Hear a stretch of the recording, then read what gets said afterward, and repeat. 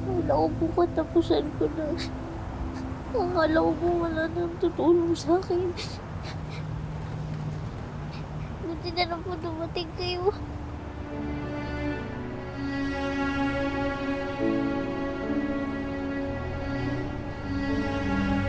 Ano ba kasing ginagawa mo dun? Bakit nag-iisa ka?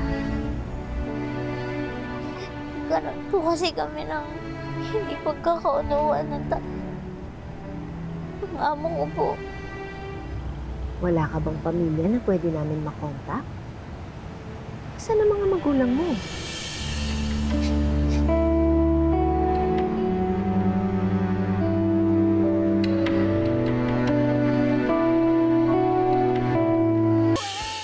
Kamusta naman po ang pasyente, Doc? Normal naman ang vitals niya. Wala siyang fracture or concussion. Pamilya niya po ba kayo? Hindi po. Hindi kami magkamag-anak. Tinulungan lang po namin siya kasi muntik na namin siyang mabangga. Ganon. Maswerte ang pasyente dahil hindi kayo katulad ng iba What do you mean? na pinapabayaan na lang. Iniiwan at inaabandona. Marami kasi ngayon, mga walang konsensya at tinatakbuhan ang responsibilidad nila. I'm not that kind of person. Not anymore. If you'll excuse me. Excuse me. I'm glad you're okay. Iha, nandito yung mga pulis. I-describe mo sa kanila yung itsura ng masamang tao na gustong magtangka sa'yo ng masama. Excuse me, officer. Ay, ma'am. Hindi naman po talaga ako nasaktan eh. Pwede po hayaan na lang natin. Hindi. Kailangan mag-file ka.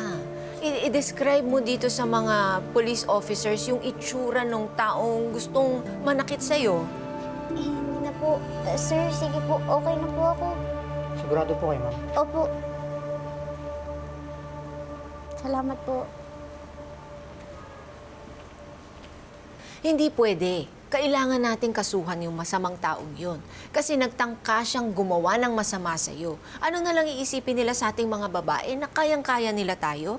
Pwede mo silang kasuhan. Pwedeng attempted robbery or attempted homicide. Ang galing niyo naman po, ma'am. Parang ang dami niyo pong alam tungkol sa batas. Abogado po ba kayo? Yes, as a matter of fact, I am.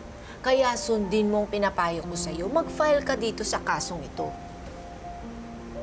Maituturi pa rin po bang krimen yun kahit hindi naman siya nagtagumpay na pagnakawan at saktan ako?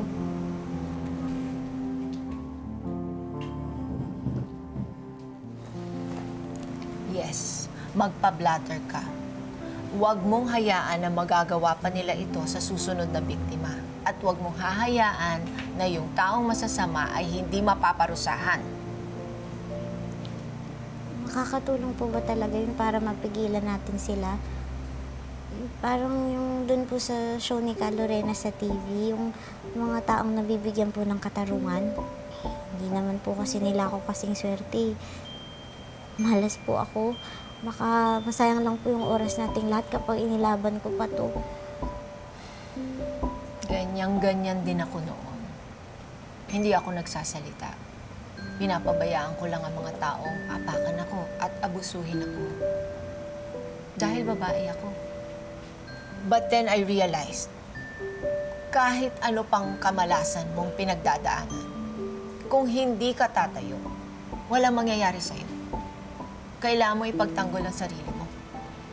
Dahil kung hindi, tatapak-tapakan ka. At aabusuhin ka. Aagrabyaduhin ka. I'm sorry. Hindi kita pinapayak. I'm sorry. Okay lang po, ma'am. Totoo naman po eh. Masakit. Pero totoo. At kung totoo, dapat ipaglaban mo. Hindi ka dapat matatakot. Kailangan alam mo ang worth mo. Dalawang bagay lang yan eh. Pwedeng maging kontrabida sa iyo ang batas. O kaya pwedeng kakampi mo ito.